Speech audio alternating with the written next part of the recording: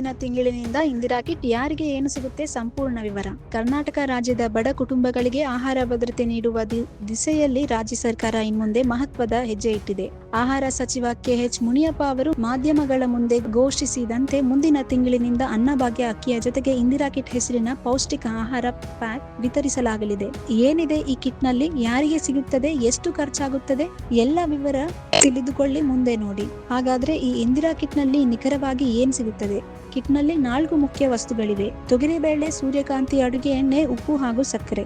ಇವೆಲ್ಲ ಒಂದೇ ಪ್ಯಾಕ್ನಲ್ಲಿ ಕಟ್ಟಿ ನೇರ ಪಡಿತರ ಅಂಗಡಿಗಳ ಮೂಲಕ ನೀಡಲಾಗುವುದು. ಈ ಕಿಟ್ನಲ್ಲಿ ಎಲ್ಲರಿಗೂ ಒಂದೇ ಪ್ರಮಾಣದಲ್ಲಿ ಸಿಗುವುದಿಲ್ಲ. ಕುಟುಂಬದ ಸದಸ್ಯರ ಸಂಖ್ಯೆ ಆಧಾರದ ಮೇಲೆ ನಿರ್ಧಾರ ಮಾಡಲಾಗಿದೆ. ಕುಟುಂಬದ ಪ್ರಮಾಣ: 1 ರಿಂದ 2 ಸದಸ್ಯರ ಕುಟುಂಬಕ್ಕೆ 0.5 kg ಕಿಟ್, 3 ರಿಂದ 4 ಸದಸ್ಯರ ಕುಟುಂಬಕ್ಕೆ 1.0 kg ಕಿಟ್, 5 ಗಿಂತ ಜಾಸ್ತಿ ಸದಸ್ಯರ ಕುಟುಂಬಕ್ಕೆ 1.5 kg ಕಿಟ್ ನೀಡಲಾಗುತ್ತಿದೆ. ಈವರೆಗೆ ಅನ್ನಭಾಗ್ಯದಲ್ಲಿ ಕೇವಲ ಅಕ್ಕಿ ಮಾತ್ರ ಸಿಗುತ್ತಿತ್ತು. ಅಡುಗೆಗೆ ಮಾಡಬೇಕಾದ್ರೆ ದಾಲ್ ಬೇಡವಾ, ಎಣ್ಣೆ ಬೇಡವಾ, ಉಪ್ಪು ಬೇಡವಾ ಇವೆಲ್ಲ ಕೊಂಡುಕೊಳ್ಳಲು ಬಡ ಕುಟುಂಬಗಳು ಹಣ ಖರ್ಚು ಮಾಡಬೇಕಾಗಿತ್ತು.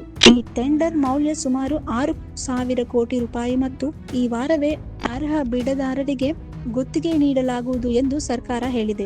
ಯೋಜನೆಗಾಗಿ 2026 ರಿಂದ 27ನೇ ಸಾಲಿನ ರಾಜ್ಯ ಬಜೆಟ್ನಲ್ಲಿ ಬರೋಬ್ಬರಿ ರೂಪಾಯಿ 6,200 ಕೋಟಿ ಮೀಸಲಿಡಲಾಗಿದೆ. ಟೆಂಡರ್ ಪ್ರಕ್ರಿಯೆ ಈ ವಾರ ಮುಗಿದ ತಕ್ಷಣ ಮುಂದಿನ ತಿಂಗಳಿನಿಂದ ಅಂದರೆ ಜೂನ್ 2026 ರಿಂದ ವಿತರಣೆ ಆರಂಭವಾಗಲಿದೆ. If you like this video, ಬೇಗ ಲೈಕ್ ಮಾಡಿ, ಕಾಮೆಂಟ್ ಮಾಡಿ, ಶೇರ್ ಮಾಡಿ ಹಾಗೂ ಯೋಯೋ ಟಿವಿ ಕನ್ನಡವನ್ನು ಸಬ್ಸ್ಕ್ರೈಬ್ ಮಾಡಿ.